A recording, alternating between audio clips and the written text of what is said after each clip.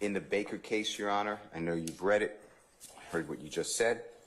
I focus then on the fact that Baker was not a gang case, not a RICO case, not a conspiracy case. A RICO conspiracy case, I understand that, but it did involve the playing of just a video, what was deemed by the Supreme Court of Georgia, a rap video, no lyrics, because the lyrics were not understandable. But the reason that I found it important to raise, on behalf of Mr. Williams, our supplement to the motion, in limine number 2 motion to strike, filed on the 6th day of March 2024, the day after Baker was decided, was that the highest court, and it's a 7-2 opinion in Baker, really took to task the use of a video, just the images.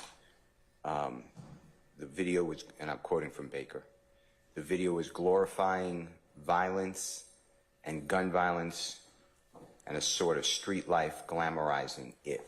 And then I go to footnote 16, and I've given the Honorable District Attorney already a copy, and I've given this Honorable Court and the Honorable Mr. Kearns a copy of the 3 cases that are in footnote 16, where the Supreme Court of Georgia wrote, "We note that the probative value of the rap music video was further diminished by the state's failure to present any evidence that Baker's performance of Crawford's rap song was not wholly theatric." And then they cite the United States versus Gamory, G-A-M-O-R-Y, which I'll get to, Your Honor, and they write, explaining that a rap music, they being the Supreme Court of Georgia, explained that a rap video was minimally probative under Federal Rule 403 because there was no proof that the appellant authored the lyrics or that the views and values reflected in the video were in fact adopted or shared by the appellant. So I thought that was important because here the state is trying to introduce numerous lyrics and videos. Let's talk about that. Baker arguably involves the introduction of a video which there's little nexus to what they're trying to prove. Could you discuss for me how that, in this particular case, the state has said, look, we're gonna tie this to some aspect of membership, of leadership, and other things that are required to be proven under the gang statute. So tell me how, if you could distinguish that for me or talk about that, because I think the facts in Baker are a little bit different than the facts in this particular case. And remember, I've also told you it's subject to foundation. So, so address that for me if you wouldn't mind. Sure. So I don't believe that the state will show any type of nexus, and in New Jersey versus Skinner, S-K-I-N-N-E-R, which is 95A as in Atlantic 3D 236 2014, cited, the reason I'm using it is cited in that footnote 16, and in the copy of the copy that I gave this Honorable Court, the printed copy this morning, and the parties in page 11 of 15. Are you talking about Skinner? Yes, it should be on top, Your Honor. New Jersey or versus Skinner. And on page 11 of 15, it's footnote 5, which is at the bottom right. And I think that answers for me the question, and that was cited by our highest court in Baker. And it specifically says in that footnote, of course, rap lyric evidence that provides direct proof against the defendant, such as an admission or details that are not generally known and dovetail with the facts of the case, should be analyzed for relevance under 401 and evaluated under 403 standard for prejudice, and not the standard for prejudice under a Cofield analysis. And then they cite another case from New Jersey, recognizing intrinsic nature of evidence that directly proves charged offenses as excluded from 404B's analytic framework. A jury need not be shielded from a defendant's confession simply because it conveyed in a rap or other artistic setting. And what I'm saying here is, Your Honor, the state can't do that. When we had that last hearing, it went till late at night, the state was saying things like, and I'm just using out of the indictment, I ain't killed nobody, but I had something to do with that body. They just said, There it is, Judge. That's what we're saying. We're saying that Mr. Williams' hands are always clean and he has other people kill for him because he's the leader. That lyric, first of all, is used in other songs, which I've mentioned to court previously. But in addition to that, that's not something that's unknown. There's no details.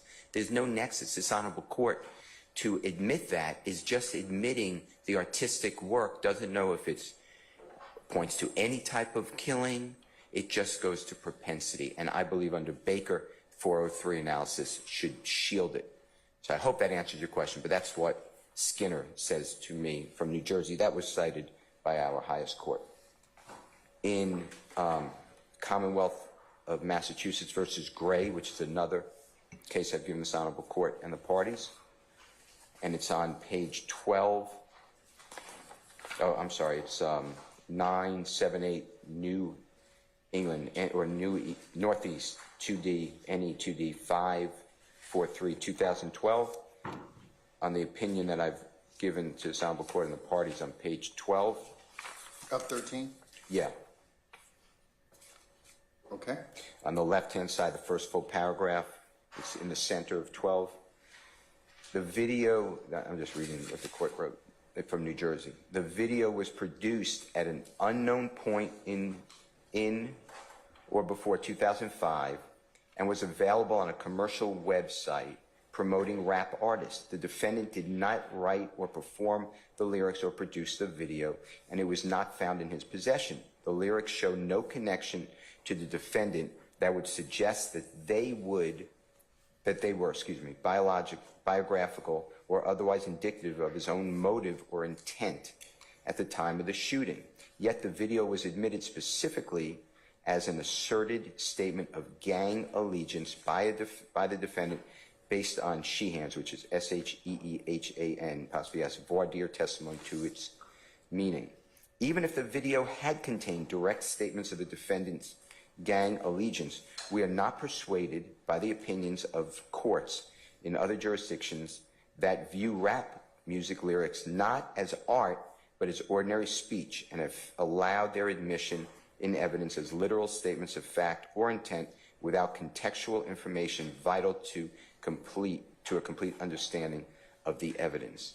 And to answer your question, I hope I'm answering, but the state can't do that. They didn't proffer to you anything that would associate these lyrics with a certain crime. The closest they came is they told the court that Trestle Tree, that Jeffrey Williams said the word Trestle Tree, which is a section, a street where crimes were committed in this case. The fact that he is using Trestle Tree in a song certainly cannot be that he's somehow involved in that crime. In addition to that, the prosecution has spent 4 months showing or trying to show that Mr. Williams is the leader of this gang. They have put on over objection Mr. Bean's recorded statement with Detective Quinn saying that Jeffrey Williams orders, he commands Mr. Murphy to do something. They put on Trontavious Stevens, who said inconsistently, but said Jeffrey Williams is a member of the gang. They put on that Jeffrey Williams is the slime, the big slime, King Slime, rather, excuse me. They put on Detective Belknap. They are going to use, over objection, Detective Gaither as a gang expert on YSL. They're going to use Detective Dennis as a gang expert on YSL. Over objection, they're going to use Investigator Viverito as a gang expert on YSL. And all of them make, for certain, over objection, Mr. Williams the head of this supposed criminal organization. So why did the lyrics have any probative value if it's simply cumulative? I'm trying to answer your question, but my point is to use the art, to assume that that is statements that the state argued are confessions. That's what they said. These are confessions. They said that we didn't go out and find them. Mr. Williams, handed them to us. These are his inner workings of his mind. But it's an artistic industry that our courts now, for the first time, this is the first time in Georgia, our court has said in footnote 16, we got to be careful. And they cite to these cases that say you got to be careful. The next case cited by our highest court is United States versus Gamory, G-A-M-O-R-Y, and that's 635 F 3rd 480. It's 11th Circuit, 2011. Again, it's in footnote 16 of the Baker case. And on the copy of the opinion I give in this honorable court and the parties, it's in Division B, as in Barry or Bravo, and that starts on page 7 of 11, Your Honor. And it's entitled The Rap Video. These are lyrics and video, just like the Gray case and just like the Skinner case, were lyrics and video. And I am targeting on page 7, the right-hand side in the center paragraph that starts with the following. Based upon our independent review, I'm sorry. I'm waiting on a call from the Yeah, United States versus Gamory, and it's on page 7 of 11, Your Honor, on the right-hand side under the rap video. Starting in the center, the 11th Circuit wrote, based upon our independent review of the rap video and the totality of the record, we conclude that it was error under 403, Federal Rule of Evidence 403, to play this rap video to the jury. We recognize that the video could be construed to discuss Gamory in as much as the lyrics refer to JB, a white crib, a Range Rover, drugs, and hush money. And because the artist in the video, Tone Flora, F-L-O-W-A, wore a necklace with a JB insignia and was similar to cufflinks seized during the search of Gamory's residence. But the substance of the rap video was heavily prejudicial. The lyrics presented a substantial danger of unfair prejudice because they contained violence, profanity, sex, promiscuity, misogyny, and could reasonably be understood as promoting a violent and unlawful lifestyle. At the same time, the video was not clearly probative of Gamory's guilt. We cannot ignore the simple fact that Gamory was not in the video. Neither was there any evidence that Gamory authored the lyrics or that the views and values reflected in the video were, in fact, adopted or shared by Gamory. We are also mindful of the fact that the government introduced the rap video at the end of its case after it had already presented significant evidence that Gamory was JB and he owned Hush Money Entertainment. These facts are not seriously contested at the time the video was introduced, and such evidence was therefore cumulative. In short, the probative value of the rap video was minimal at best. More importantly, substantially outweighed by the video's unfair prejudice. We have already said that Mr. Williams owns YSL. He is an entertainer. He goes by the performer's name Young Thug. He associates with people that are unfortunately indicted. Some of them pled guilty, like Mr. Kendrick. They have done music together. Mr. Arnold, they've done music together. He pled. Mr. Kitchens, they've done music together. He has pled. The state just doesn't need it, and they don't have that connection. And again, going back to footnote 16 of Baker, Your Honor, the court wrote when discussing State versus Skinner, the difficulty in identifying probative value in fictional or other forms of artistic self-expressive endeavors is that one cannot presume that simply because the author has chosen to write about certain topics, he or she acted in accordance with those views.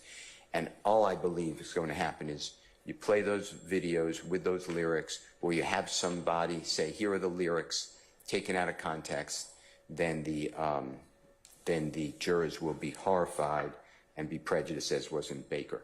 That is pretty much my argument. I am not changing anything I relied on. I heard what this honorable court said, and I did understand you to say that the state has to lay a proper foundation before they can admit any of these, but that foundation now, according to Baker, is really tied hard to specific facts and not just generalities. That is my argument. Okay, all right.